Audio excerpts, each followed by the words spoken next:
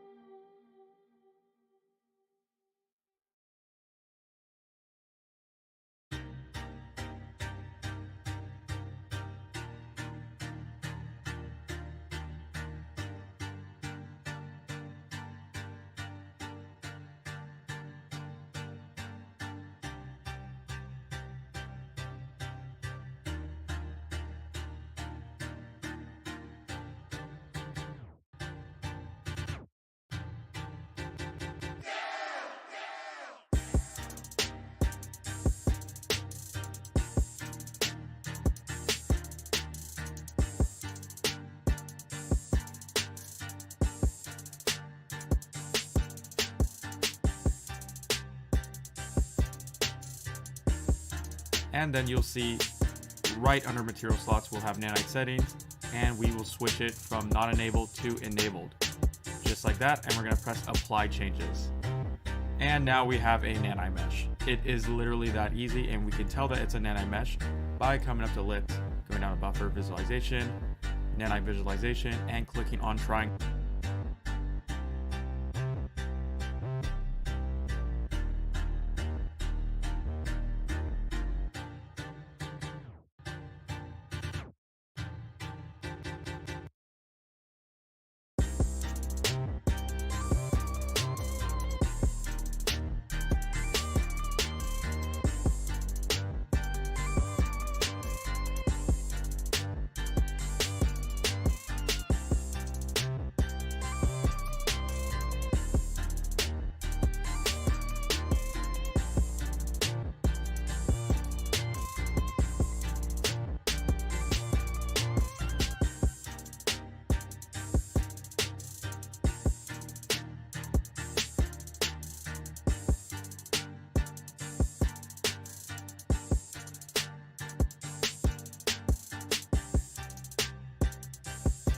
So we can see it's right there. Now, so if we zoom far away, those triangles will start to decrease and change. So keep in mind that this mesh wasn't really that dense to begin with, but this would be very helpful for meshes that are really dense, or it would still be helpful for meshes that aren't dense, especially if we copy a bunch of these around. Since it is nanite, it will still be a lot more performant if they weren't nanite. And there's another way that we can activate nanite, and that is if I press Ctrl and B to find out where the static mesh is within my content browser. All you have to do is right click on your static mesh, and up here we have nanite, and you can enable it, disable it also right here. So we don't even have to open up the static mesh to enable nanites. So let's go import some nanite meshes. And luckily Unreal Engine already comes with a bunch of nanite meshes from, of course, Pixel Bridge. So we're going to open up Pixel Bridge.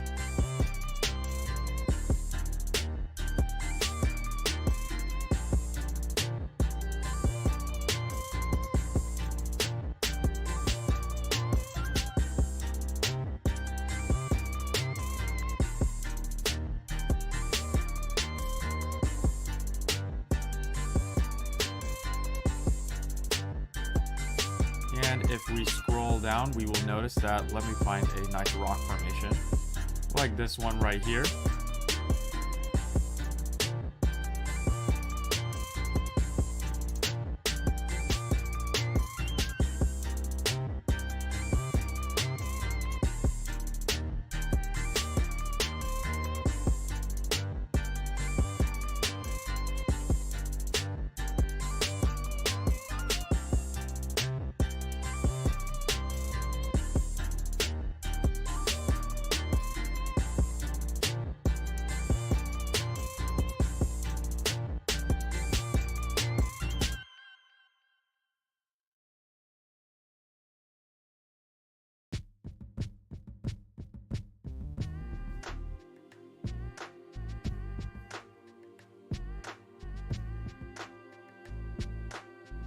that under quality, we could change it from high quality to nanite. So this will be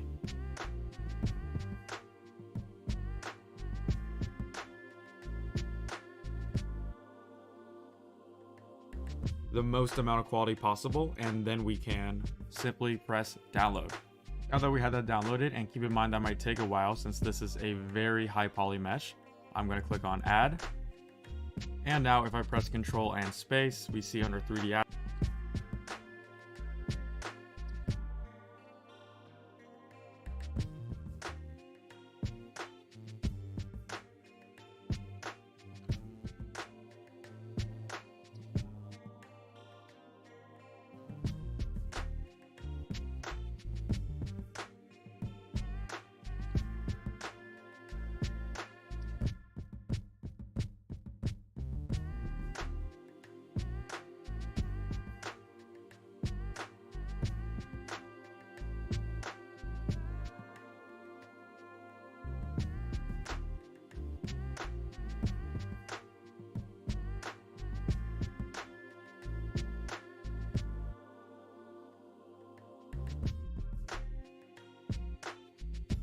I click on add. And now if I press Control and space, we see under 3D assets.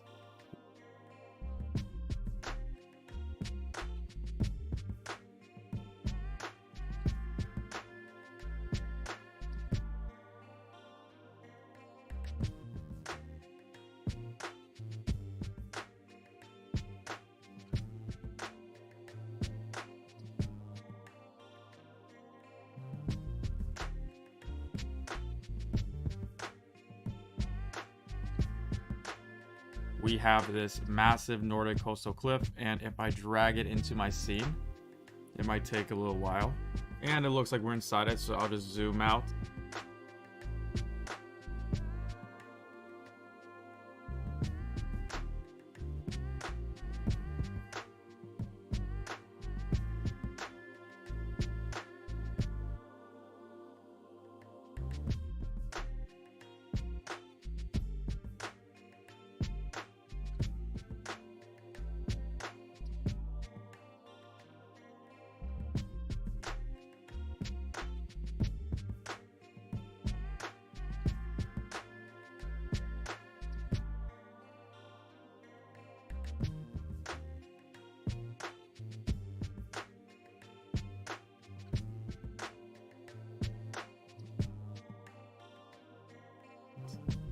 Here we have just an absolute massive static mesh. And if we go into lit, nanite visualization, triangles, and it looks like that there was a glitch where nanite wasn't activated on this mesh. If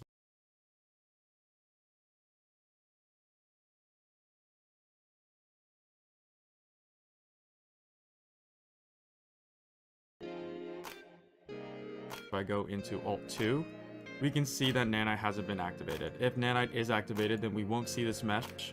Instead, we would see that it's kind of darker right there. Nanite doesn't work for wireframe view mode right now, but no problem. We can activate this by pressing Control B, right clicking, nanite, and enable. And we go back to lit. Now if we go into nanite visualization, triangles, we can see that we have a nanite mesh in here, and this is just an absolutely massive mesh, really dense, especially if we come up to it like this. And scrolling all the way out, we can see those triangles slowly start to get bigger with that dynamic resolution. So this is absolutely amazing. We could copy thousands of these assets around my level, and it would just be very performant. We wouldn't notice that much of a performance dip. So that was a brief introduction to nanite. So now it's time to start programming in Unreal Engine 5. And in case you forgot, Unreal Engine 5 is a video game engine. So of course programming will be a pretty big part of it. So Unreal Engine 5 handles programming a little bit different from other video game engines. Instead of having lines of code, we have blocks of nodes that we can put together and create really complicated programming that way. And these blocks of nodes is called Blueprint, which is Unreal Engine's visual scripting language. So in my opinion, Blueprint is a lot more intuitive than traditional coding because it's a lot easier for a beginner to get their mind around it. So even if you don't plan on programming games or just programming in general, I highly recommend you still know the fundamentals of Blueprint because blueprints are connected everywhere within Unreal Engine. Eventually, you're going to come across blueprints. So it is an essential skill to learn if you're ever going to be using Unreal Engine 5. And keep in mind, we still have our traditional C++ coding that you could do, but for our purposes, we're just going to start off with Blueprint for this tutorial. So before we can begin to create our small game, we first need to import the third-person character content. Now, if you've been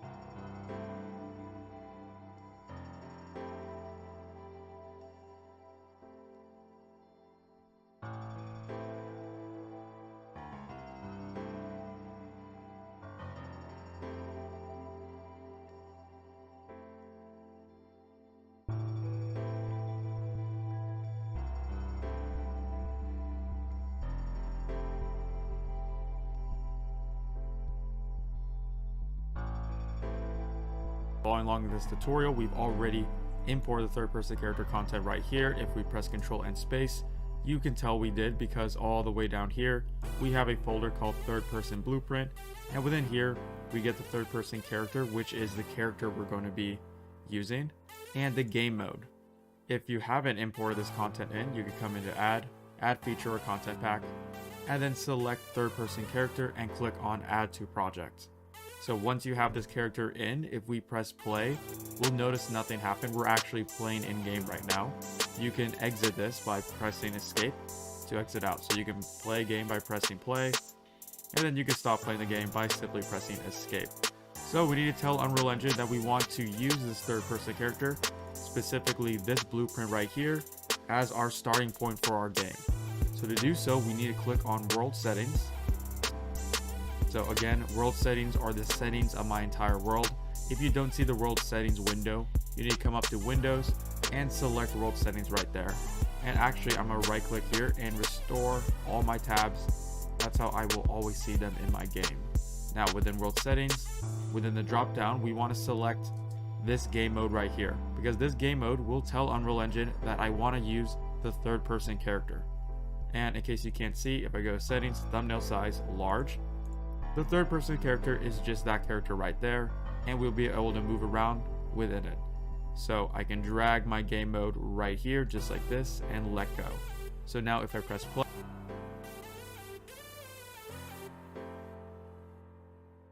is just that character right there. Settings, thumbnail size, large, and character right here, because this game mode will, within the drop down, we want to select this game mode right here, because this game mode will tell Unreal Engine that I want to use the third person.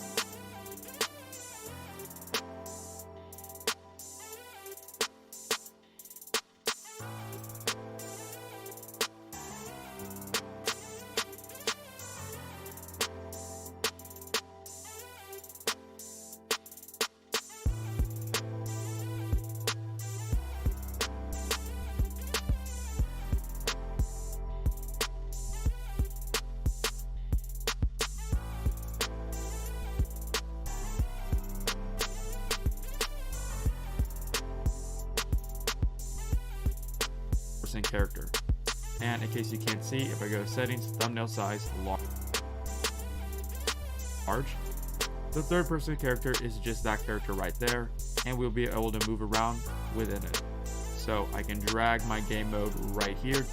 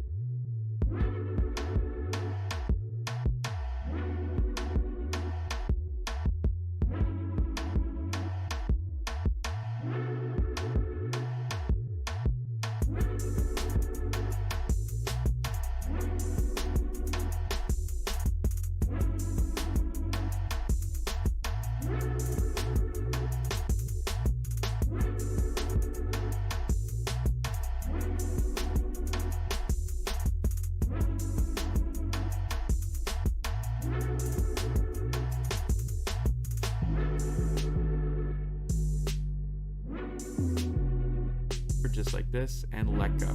So now if I press play, we can see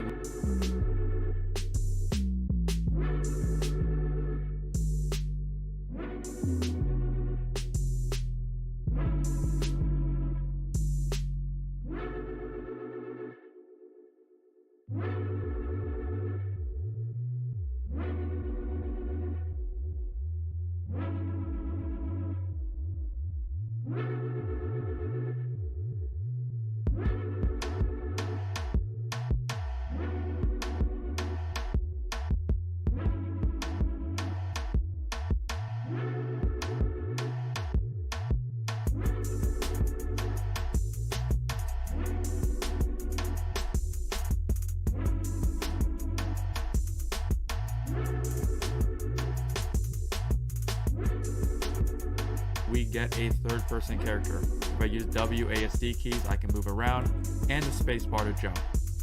So just a really simple template. If I press escape, we stop playing the game, just like that. So let's open up that character. If I press Control and space, we see that the third person character is in the folder, third person blueprint, and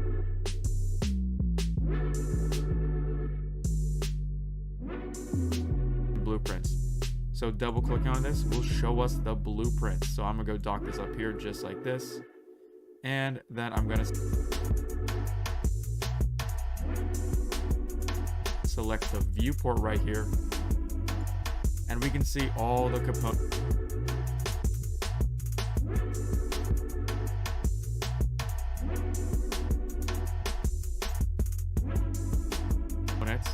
That make up this blueprint.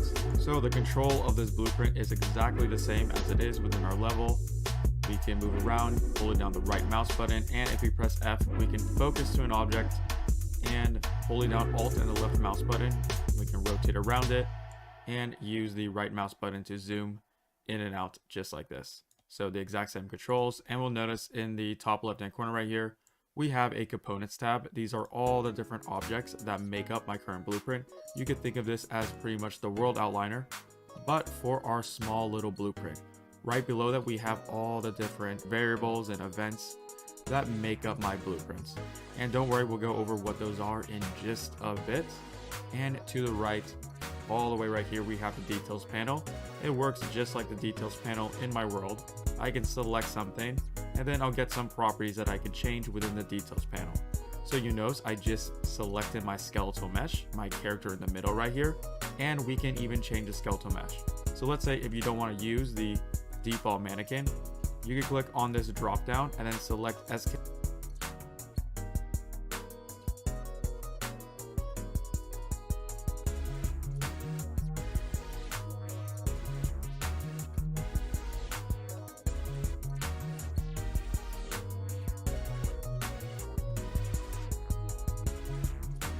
underscore mannequin female.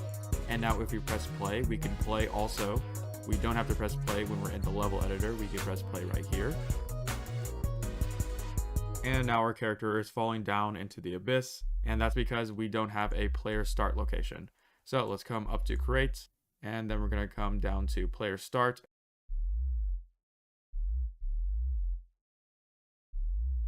And I'm going to drag it right here. And now if I press play,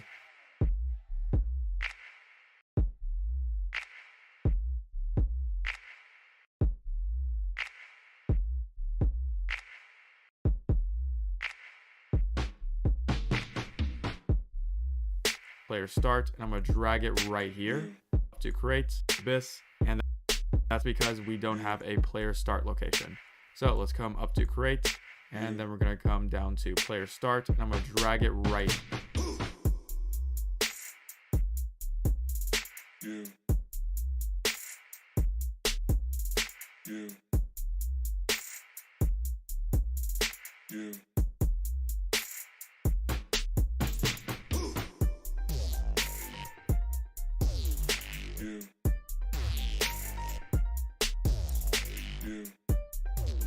here.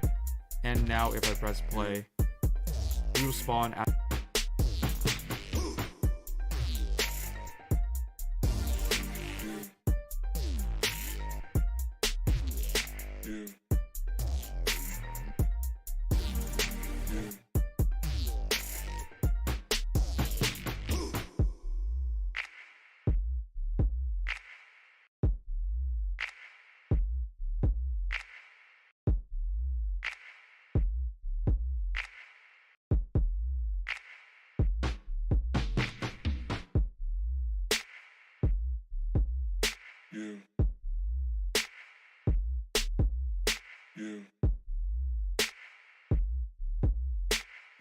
at that location. So if we come back into third person character, pressing play, we'll just start off right here, and you will notice that now we are the female mannequin. So that is where you would change it, but I was going to change it back into the default mannequin for now. So if we click on the event graph, we can see all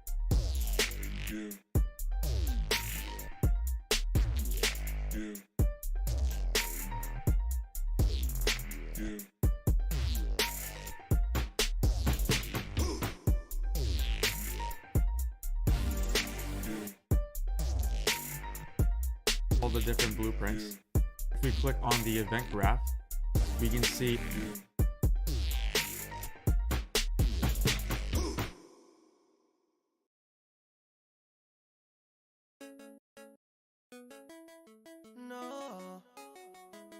all the different blueprints, all the different nodes, the programming that makes up my character. So everything you see right here, such as the walking, the camera movement, the jumping, that's all being handled right here. We won't explain what all these different blueprints are.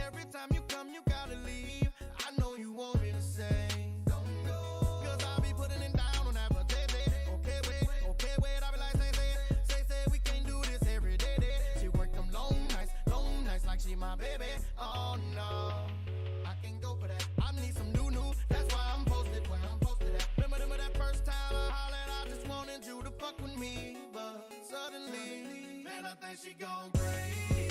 She's stalking me. She keep on calling me, but she won't talk to me. She gone crazy. She keep running around. I know they're doing right now, because then that will add another hour to this beginner course, and this beginner course is already very long as is. Don't worry, we'll go over what all these nodes are doing in a different video. So the controls are exactly like your material graph.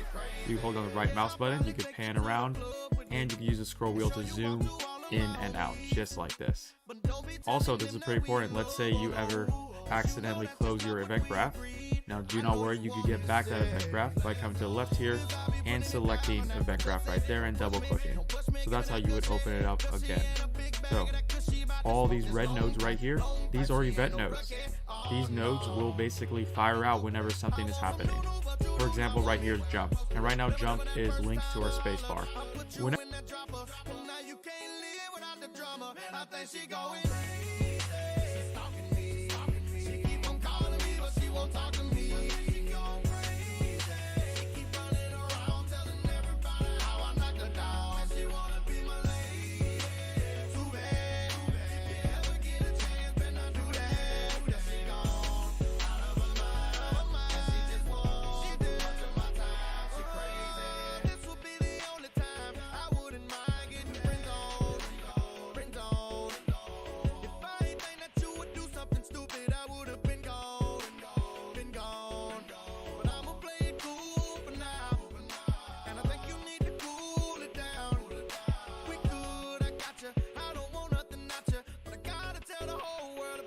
and I think she going crazy.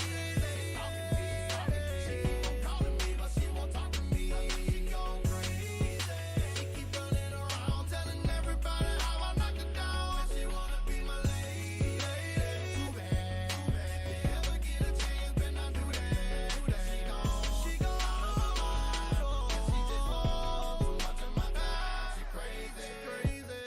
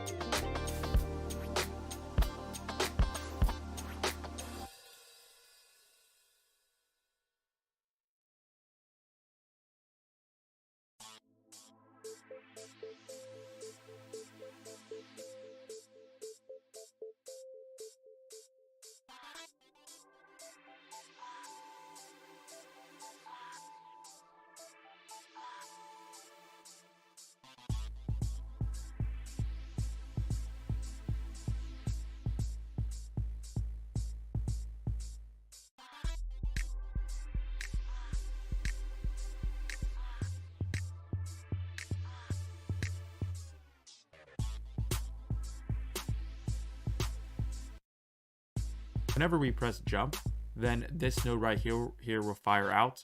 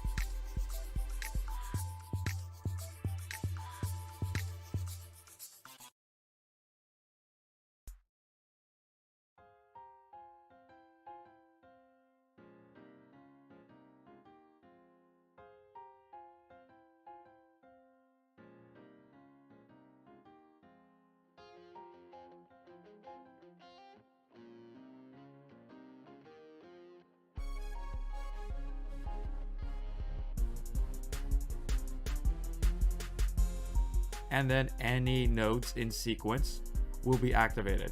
So when we press the spacebar, then it's going to tell our character to go ahead and jump. And then when we let go of the spacebar, it's going to tell our character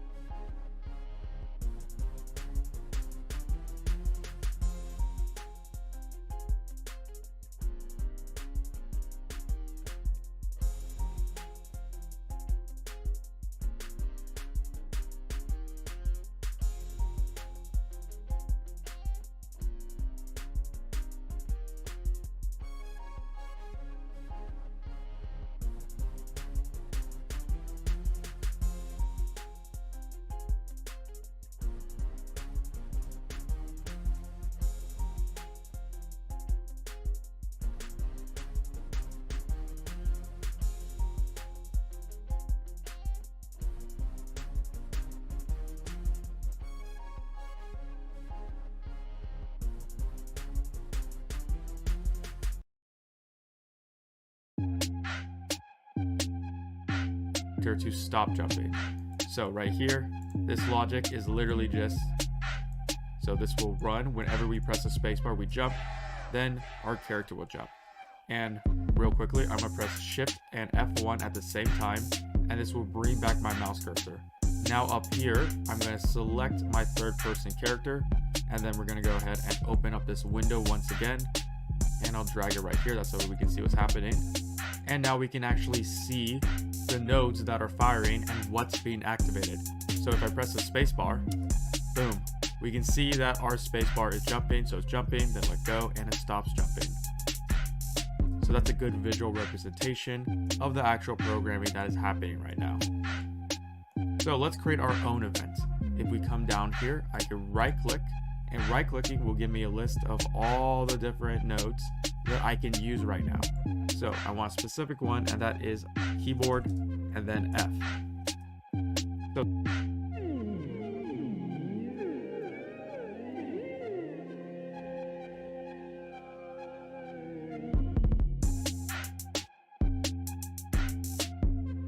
this is an event, and this event will run whenever I press the F key. And to show that this event is running, I'm going to drag from pressed, and now I'm going to type in print stream.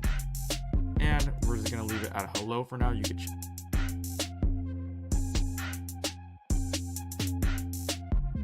press the F key. And to show that this event is running, I'm going to drag from pressed, and now I'm going to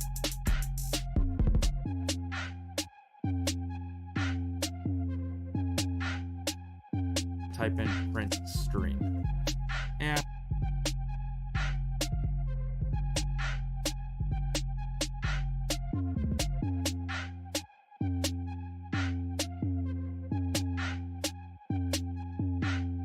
we're just going to leave it at hello for now. You could change this. Actually, I'll just change it to F is pressed. Exclamation point.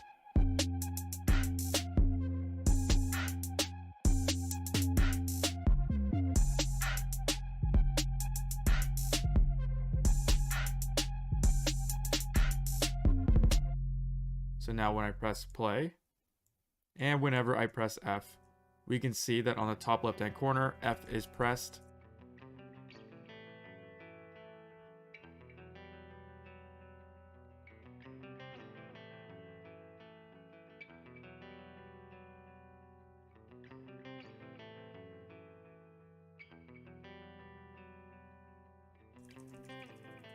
Is being shown. So that's how I know right now that my event is firing and everything is working fine.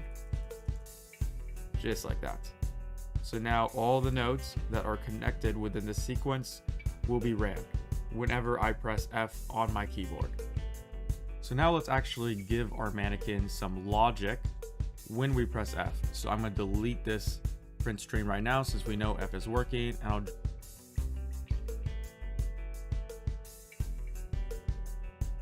drag from here, and I'm going to type in set collision enabled, and I specifically want to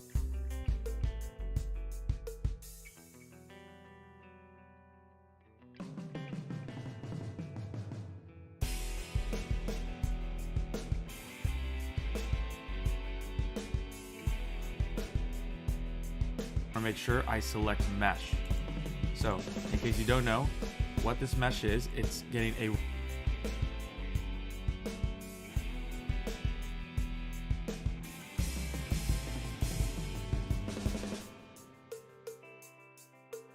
reference to this character, which if we look at the left hand corner, it's called mesh.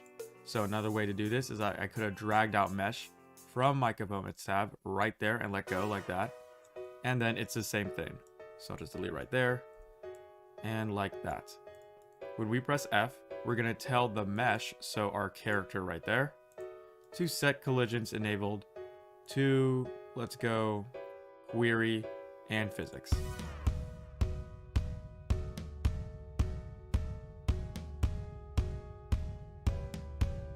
Now, do not worry about the exact specifics about what is happening right now. We're just trying to go over the basics of how to navigate and create blueprints. Now, I'm going to drag from here and let's go set simulate physics.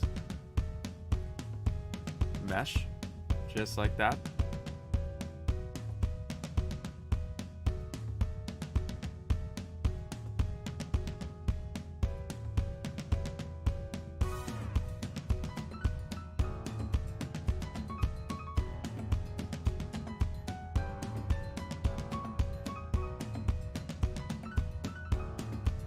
And I want to make sure simulate physics is enabled, and then from here I'll drag from here and go set physics blend weight mesh.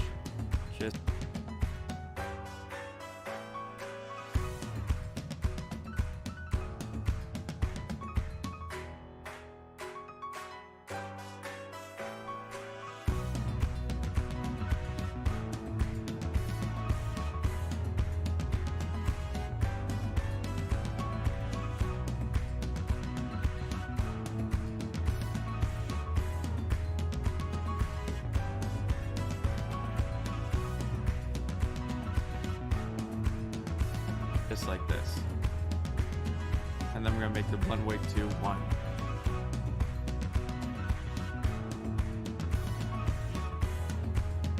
Essentially what I'm doing is that I'm telling Unreal Engine to allow collision on my character, and then we're going to tell Unreal that I want to start simulating the physics on my character, and then I'm telling Unreal to use the bones of that character .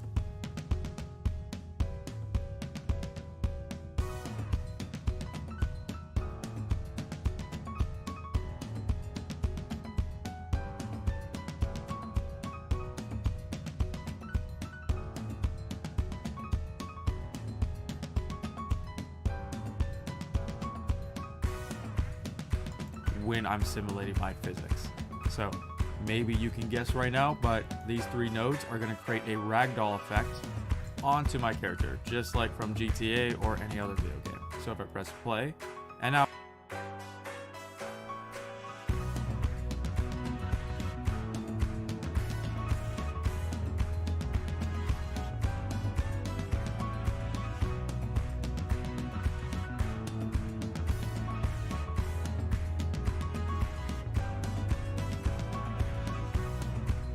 if I press F, my character drops just like that.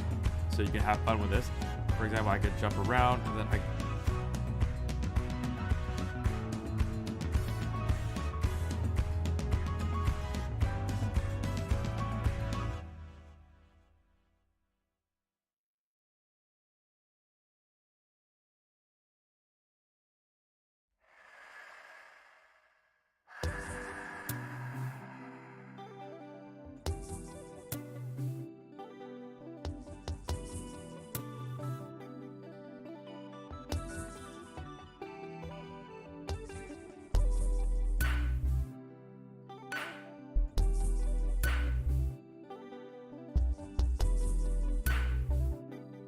jump over to that block right there, and mid jump I could press F and he just flies and his physics is flying all over the place. So that is really fun. Also, we can kind of organize our nodes right here by dragging from mesh, since these 3 meshes right here, they're the same reference to this mesh right there. So I could delete these 2 and simply drag from this like that. And if I double click just like this, we can add a reroute node, and this is just really good for organizing.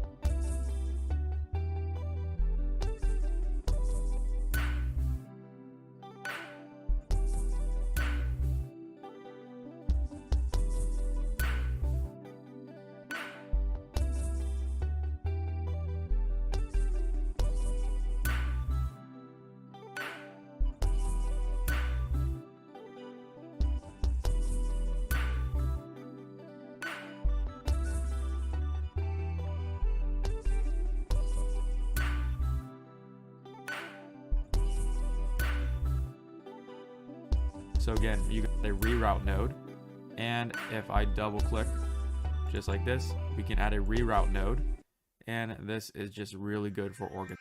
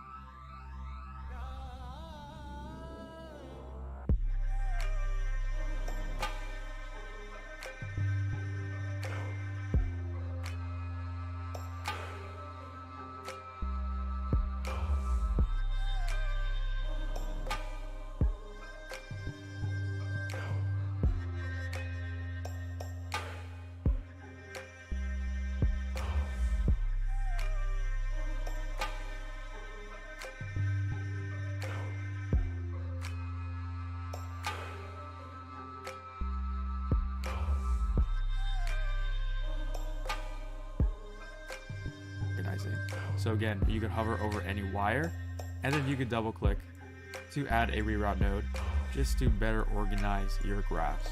And then I'll drag from the reroute node into set physics blend weight, double click, and move it down just like that. And now our graph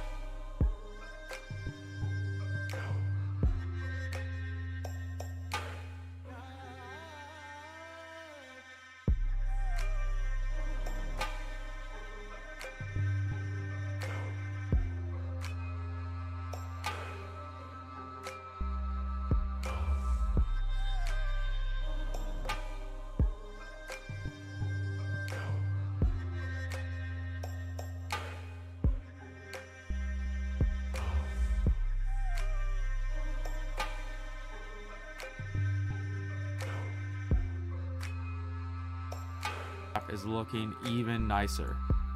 So this is pretty fun. Okay, so let's create a little obstacle course for our character. So let's come back into landscape, and I'll just fly back up. I was in the middle, I was below my scene right there. And let's come over here, and let's start off right here. So I'm going to go into my landscape mode with Shift 2, and then within sculpt, I'm going to slowly increase this just like that, and let me increase the height, and then I'm going to use the flatten tool to just flatten out an area. That will be the play area. So right here will be the play area, and I'm going to go ahead and let us move my player start. Actually, I'll just delete the player start, come up here, let's go.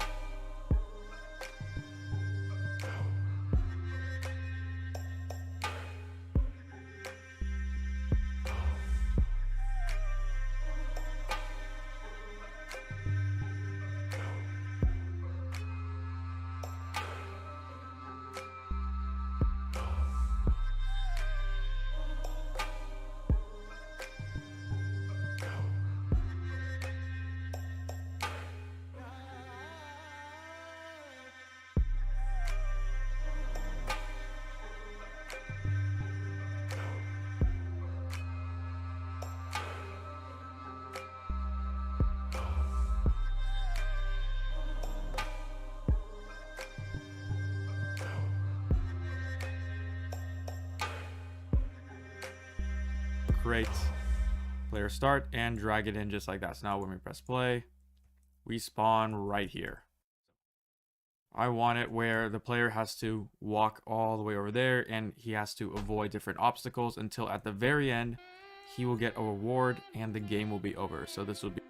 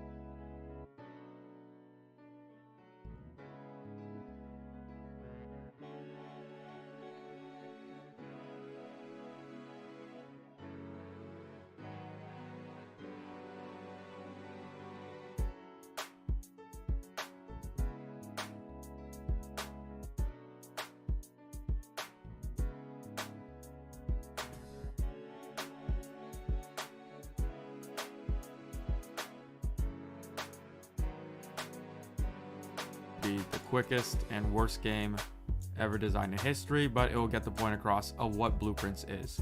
So let's actually create an obstacle blueprint by going Control and space.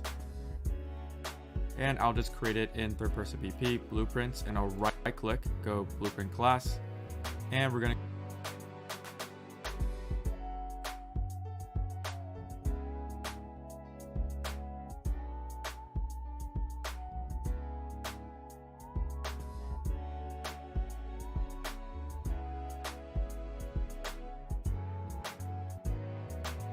create third person blueprint by going Control and space.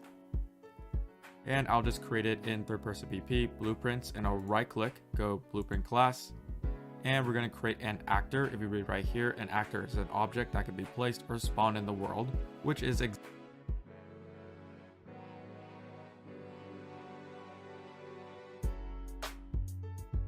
exactly what we want.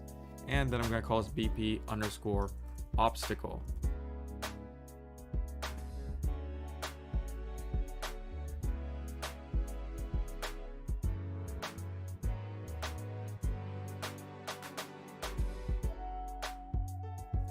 So normally this is just a convention, you don't have to name it BP underscore, but I tend to name all my blueprints started off with BP underscore, and that's just a general convention that most people use. So now, as we can see, this is an empty blueprint and nothing is inside of it.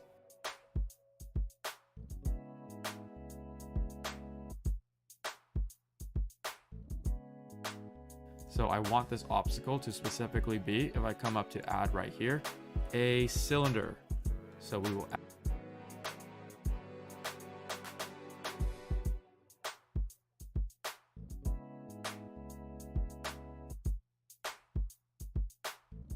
specifically be, if I come up to add right here, a cylinder.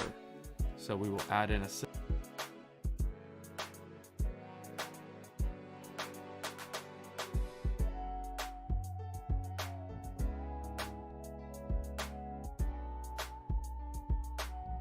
cylinder, and this cylinder is too thick, so I'm just going to stretch it out like this, and I'm going to go scale it within the X and y-axis, and also move this up.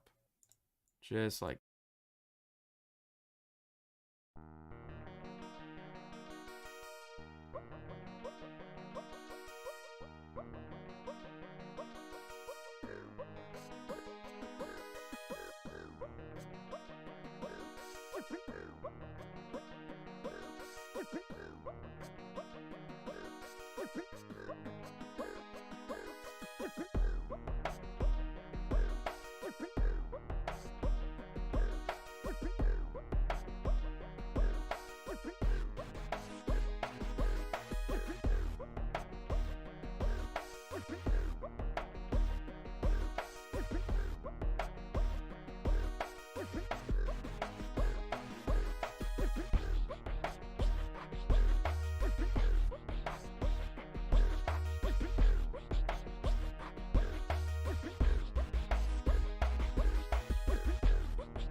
this.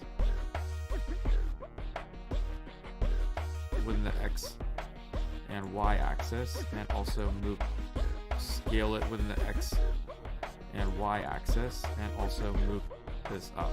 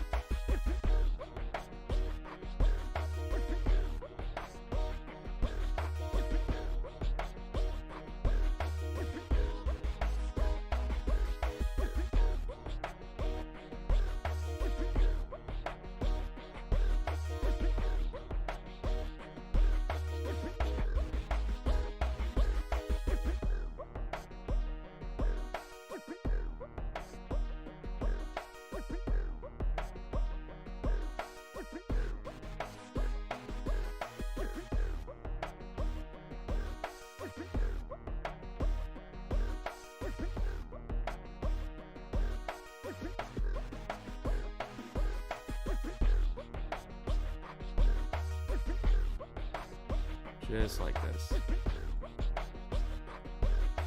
And let's make this a little bit skinnier. So now if I compile, save, if I come into my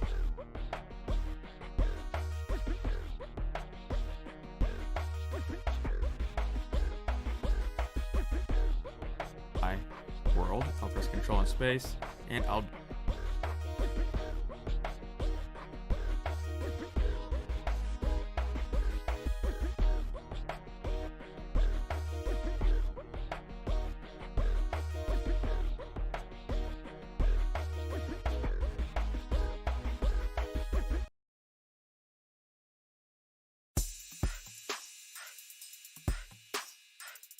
drag this out just like this, and now we can see that our blueprint is within our world.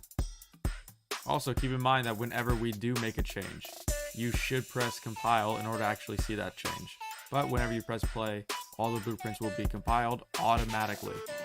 So what I want to happen is that when I press play and when my character touches this obstacle, then my character drops dead and he plays that functionality we just created within the third person character. So to do that, we need to go into third person character and we need to turn this into an event. Not only when we press F will our character start to ragdoll, but also if we right click, go custom event,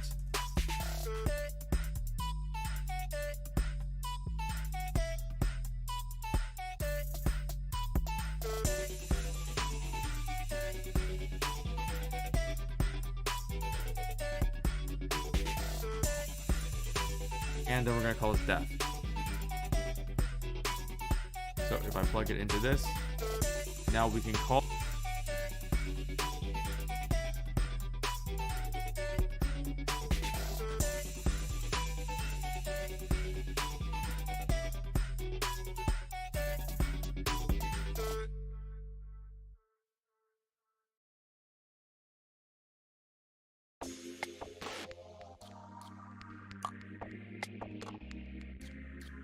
death from other blueprints. So I'm going to go into BP_obstacle and let's add in a collision. So that's how whenever my character touches this pole, a collision will handle some logic, and then that collision will call death within our third person character. So we need to come to add and let's type in collision, and we're going to use a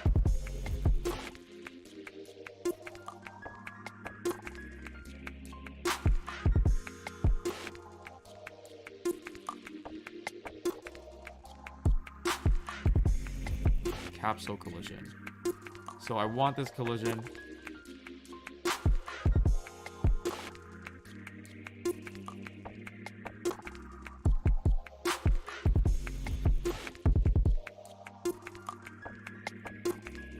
to just be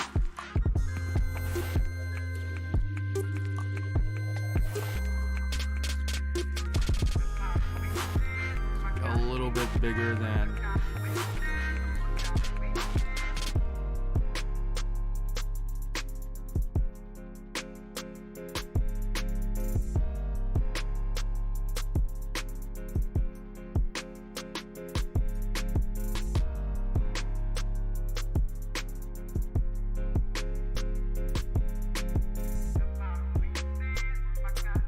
this obstacle, so I think we'll go decrease it just a bit, and we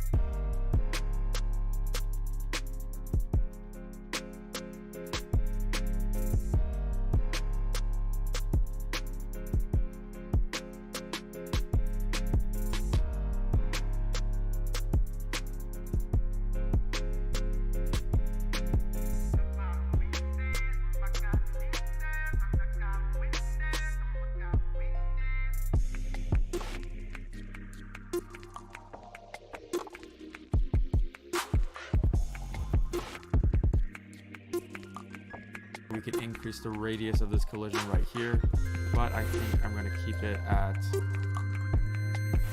23, just like that. So now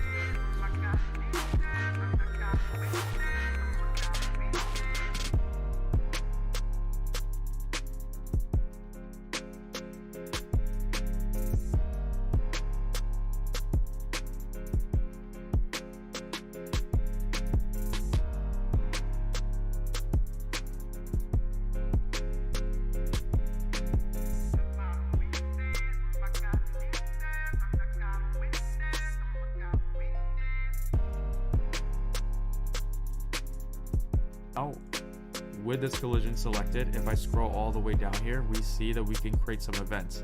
So I want on component begin overlap to activate.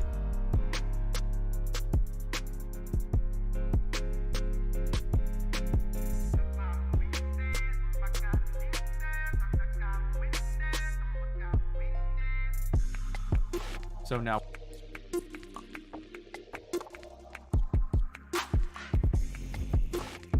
whenever an actor is overlapping with that collision, then this will run. Now, I don't want it to overlap with everything and then it always runs, but I want it to overlap specifically just with the third person character. So we want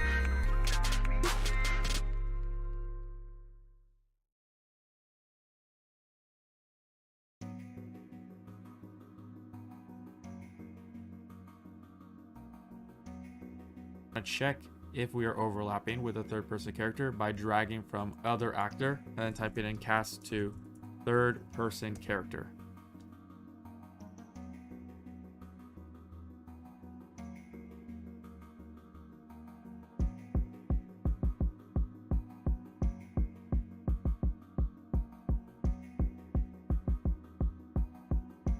So this will just cast a third person character, see if we are overlapping with the character, And if we are, we're gonna drag from the third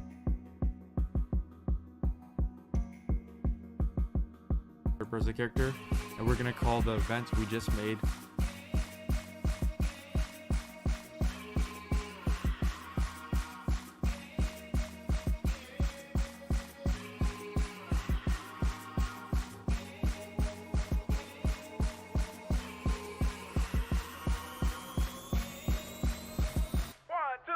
called death, and death will run all these nodes that we made previously. So now if we press play, if I walk up to this pole, I'm not going to press F.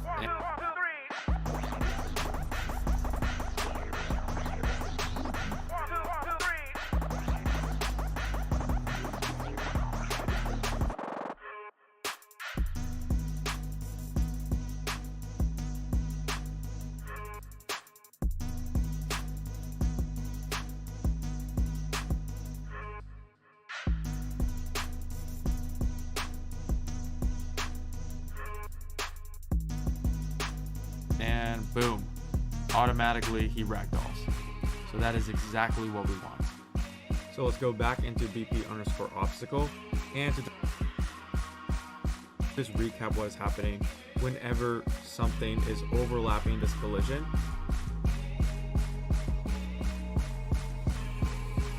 I'm going to go ahead and check if it is a third person character. If it is a third person character, then I'm going to tell the third person character to call the function called def, which will ragdoll our character. And then if it is not, then whatever is connected to this right here will be fired.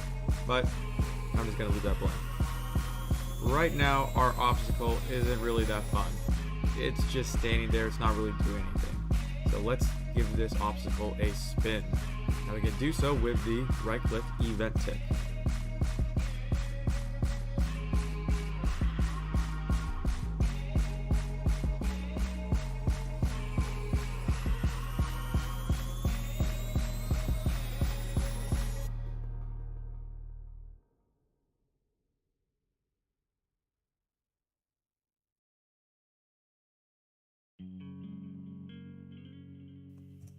So the event tick is a little bit different from other events in that the event tick will run every single frame. So every single frame, any nodes that are connected to this will be activated.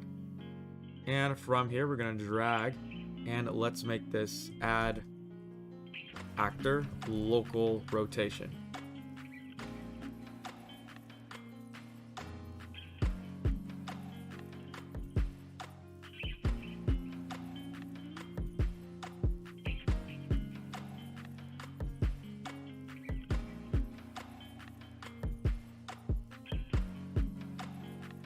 Just like this.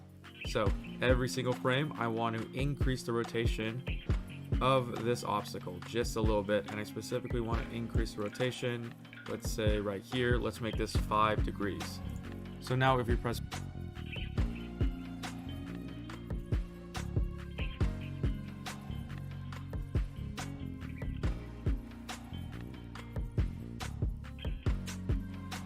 play, we can see that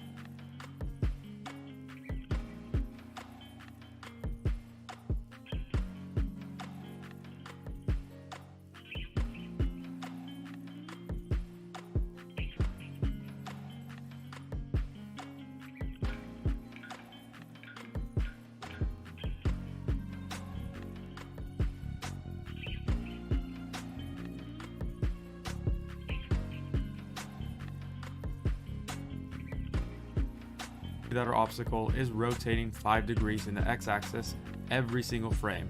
And that's fine, but there's just one issue right now, and that is we are frame dependent. So we are dependent on how many frames our game is currently running.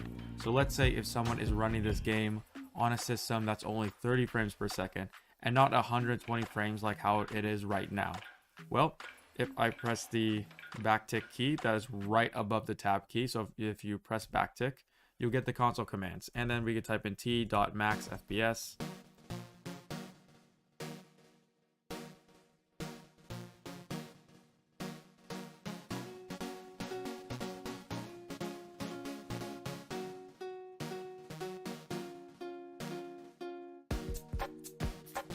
And now we're going to lock it to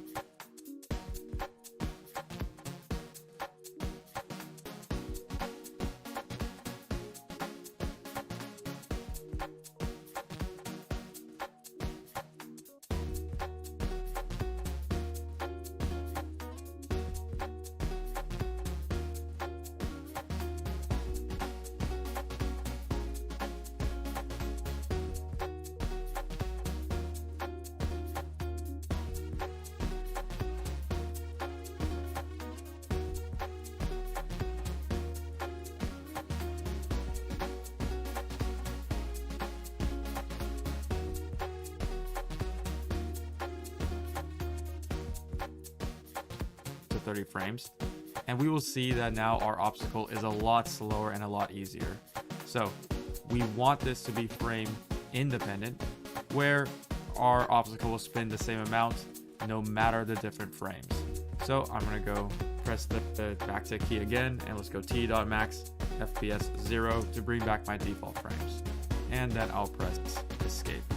So from delta rotation, I'm going to drag from here, and then we're going to go make rotator, just like that.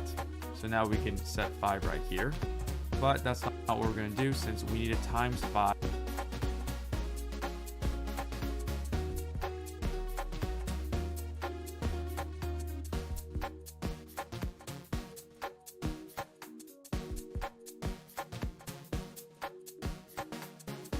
So now we can set 5. I'm going to go make from delta rotation. I'm going to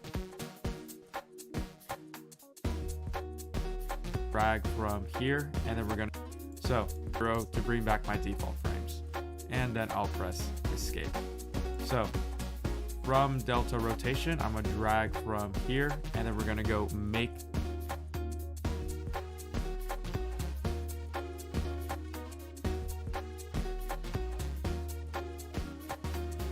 rotator, just like that. So now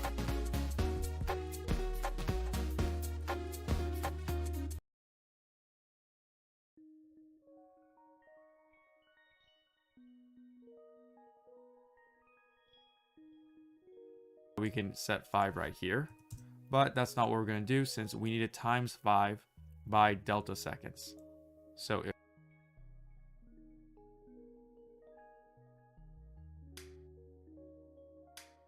I drag from here and go times or multiply,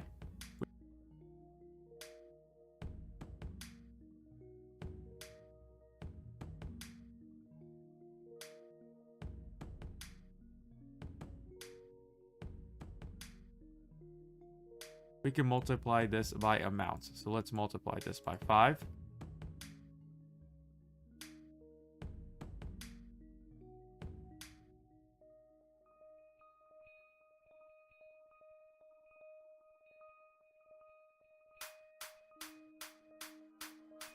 And now, because we're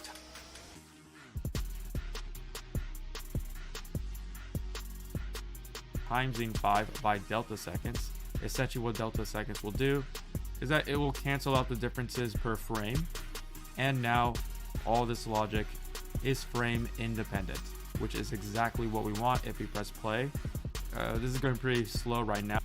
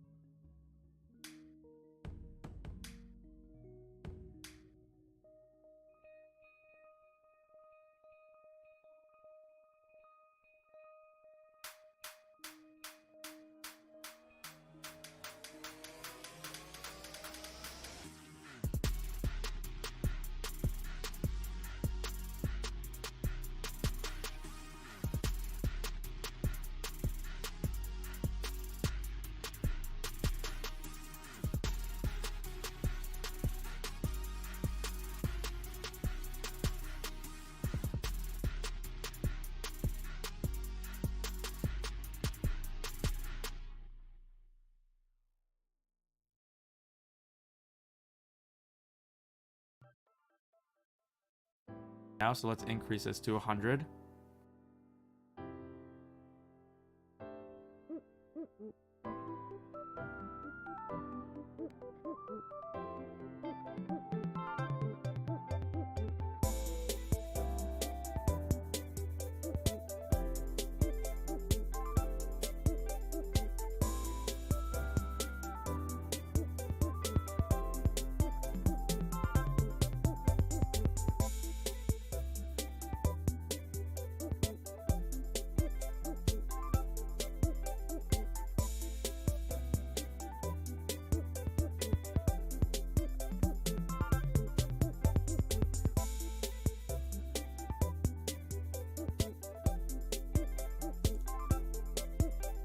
And press play, and we can see that this is spinning, but now it is frame independent. So even if we lower it to 30 frames per second, it will still be spinning the same exact amount, which is exactly what we want. Now we have a really nice obstacle, and if it goes boom, it will just destroy our character. So we can go back into our level, and we can copy and paste this around just a bunch, you know, scale it, rotate it, and now if we press play, we see that we have an obstacle. So we have to run through here, but this obstacle it's really boring right now. So the reason why it's boring is because they're all spinning at the exact same rate. So I want a way to go in here and then individually set the spin rate.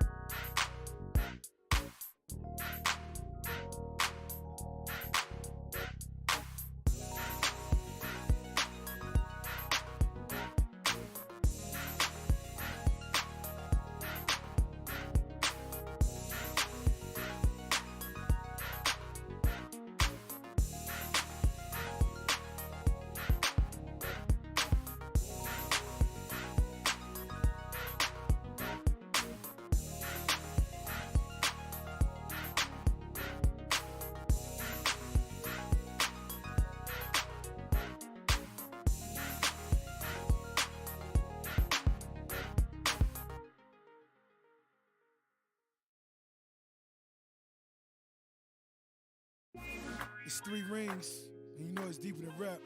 Check this out, baby, ain't got a lot of time. Just really need to know what it do, what it does, it's cracking.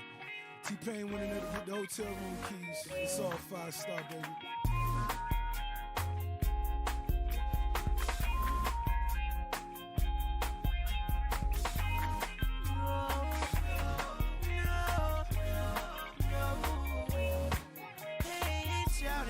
What it do? Want you little real nigga fuck with you? I got a silver in the gold and a cup of two, and I'm really thinking about hooking up with you. Now me and my cousin them about to go out, so you need to tell me what you really all about. I'm richer than a bitch, I bought a couple houses, one in Miami, one in the mountains. Now you ain't got to be shy. You kick it to your friends every time I walk by. Take my Tiffany's and I throw them in the sky. He ain't make it rain and he never go try. Sorry, let me know if it coming through. Cigarette pain, I'm super cool. Really trying to see what's up with you. Probably nothing new. Shout out tell a nigga what it do.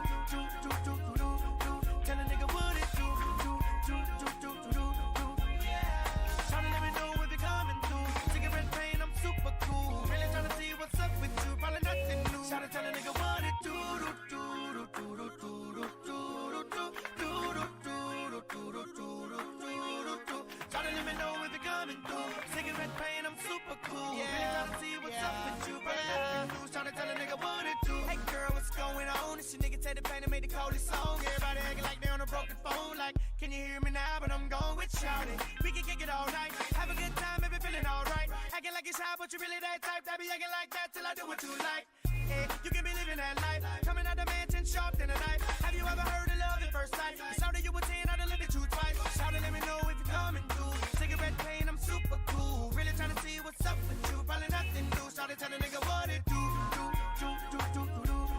Tell a nigga what it do. Shout let me know if you're coming through. Cigarette pain, I'm super cool. Really trying to see what's up with you. Probably nothing new. Shout tell a nigga what it do. Right here within the details panel. So we can do that by using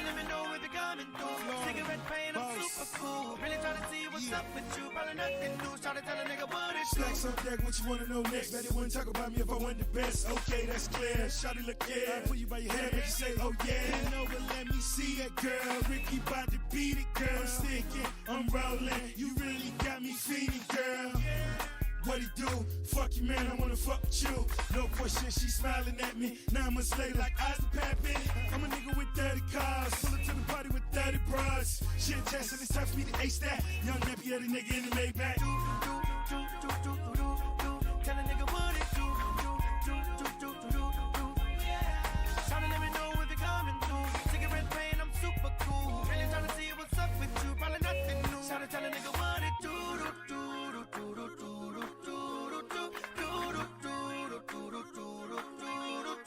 Let me know if you're coming through. Cigarette pain, I'm super cool. Really trying to see what's up with you. Probably nothing new. Trying to tell a nigga what it do.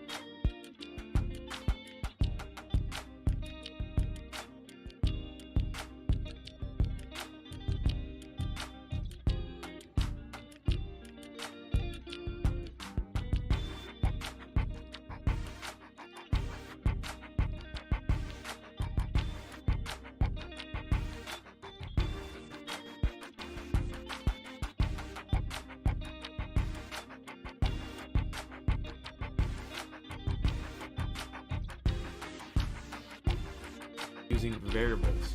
And real quickly, I'll just adjust the different angles at which they are spinning, because they're all spinning at the same angle. And now if I press play, okay, we can see that they are at different angles. And if I go back into BP underscore obstacle, I want a way to be able to control this amount right here, which is our spin amount, within my details panel of this obstacle. And we first need to make a variable from which it will contain this amount. So you can think of variables as basically containers of data. So we're going to make a variable that contains this number right here, and this number is a float. The reason why it is a float is because we are going by decimals. If it was just 100 by itself, then we would be using an integer, but because we want the decimal, it's a float. So to create a new variable, I want to come over to here and click on the plus icon. So that'll just create a new variable, and we can call this something. I'm going to call this spin speed.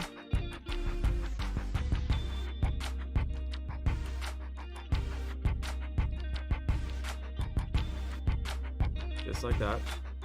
And then I'm going to change it from a boolean to a float.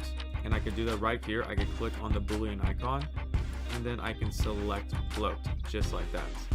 And we'll see here that with my variable selected right there, we are unable to change the value, and that's because we need to compile first. And now we can change the value. So this will be our default value, and I'm just going to keep this at, let's say, default of 100.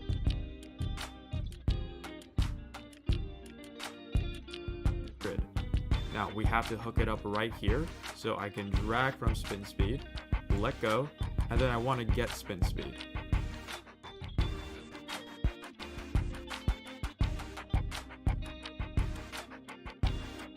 And then I'm going to simply just drag that right there into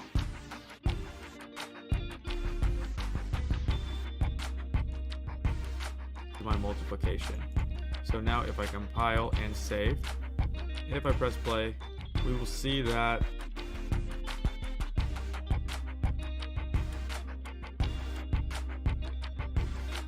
everything is still working great. And then if we go into landscape examples, and if we select these obstacles within their details, we are still unable to change that spin speed. And that's because within the blueprints, I specifically need to make sure this eye icon is turned on. Any variable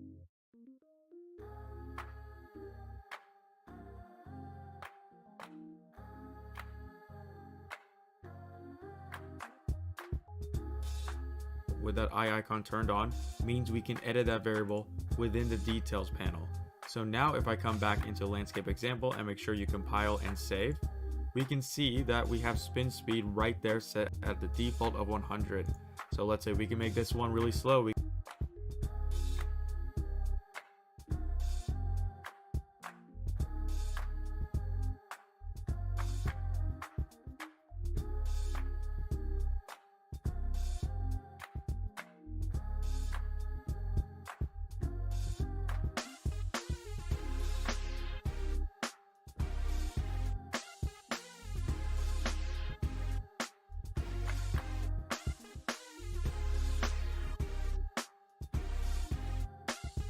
We can make this one 50. This one right here, we can make this one 500. Let's make this one right there, something random, 75. And this one, let's make this 300.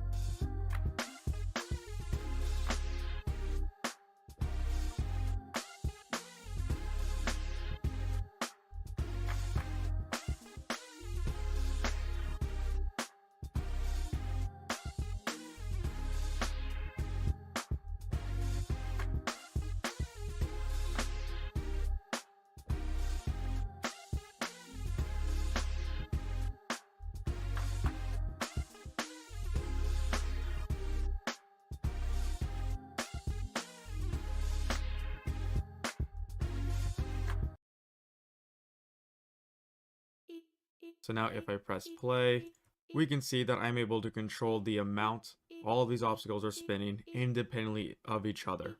which is great and allows for a lot more customization than just having one spin amount. Now that we have our obstacle all set up, I think it's time that we add in a goal. So the goal specifically is at the very end of this obstacle course. Let's grab a statue.